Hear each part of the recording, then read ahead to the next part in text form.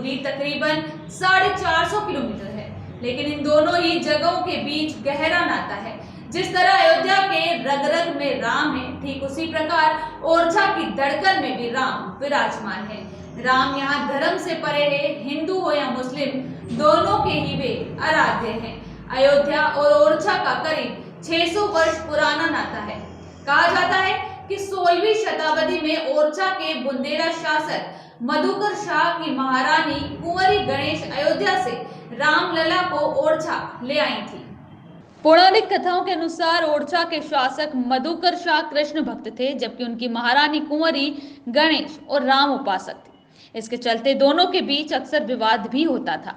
एक बार मधुकर शाह ने रानी को वृंदावन जाने का प्रस्ताव दिया, पर उन्होंने विनम्रतापूर्वक उसे अस्वीकार करते हुए अयोध्या जाने की जिद कर ली। तब राजा ने रानी पर व्यंग्य किया कि अगर तुम्हारे राम सच में हैं तो उन्हें अयोध्या से ओरछा लाकर दिखाओ। इस पर महारानी कुंवरी अयोध्या रवाना हो गई और वहां 21 दिन उन्होंने तप किया।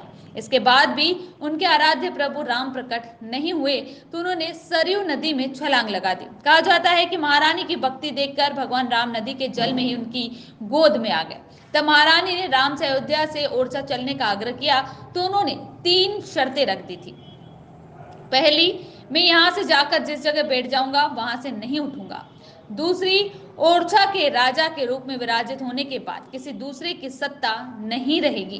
तीसरी और आखिरी शर्त, खुद को बाल रूप में पैदल एक विशेष पुष्प नक्षत्र में साधु संतों के साथ ले जाने की थी। महारानी ने ये तीनों शर्तें सहर्ष स्वीकार कर ली। इसके बाद ही राम राजा ओरछा आ गए। तब से भगवान राम यहाँ राजा के रूप में विराजमान है। राम के अयोध्या और ओरछा दोनों ही जगहों पर रहने की बात कहता एक दोहा आज भी राम राजा मंदिर में लिखा हुआ है कि राम राजा सरकार के 2 निवास है, खास दिवस ओरछा रहते रेन बसेरा अयोध्यावास। ओरछा में राम हिंदुओं के भी हैं और मुसलमानों के भी।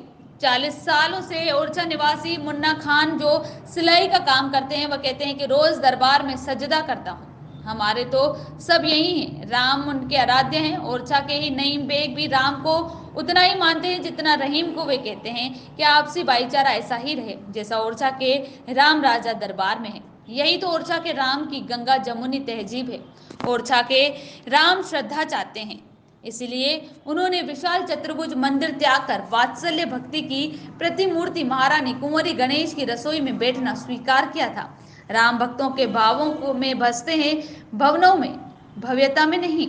राजा राम को दिया जाता है गॉड ऑफ ऑनर। ओरछा और अयोध्या का संबंध करीब 600 वर्ष पुराना है। कहते हैं कि संवत 1631 में चैत्र शुक्ल नवमी को जब भगवान राम ओरछा आए थे तो उन्होंने संत समाज को यह आश्वासन भी दिया था कि उनकी राजधानी दोनों नगरों में रहेगी। तब यह बुंदेलखंड की अयोध्या बन गया। ओरछा के राम राजा मंदिर की एक और खासियत है, एक राजा के रूप में विराजने की वजह से उन्हें 4 बार की आरती में सशस्त्र सलामी गॉड ऑफ ऑनर दिया जाता है। ओरछा नगर के परिसर में ये गॉड ऑफ ऑनर राम राजा के अलावा देश के किसी भी वीआईपी को नहीं दिया जाता, प्रधानमंत्री और राष्ट्रपति तक को भी नहीं।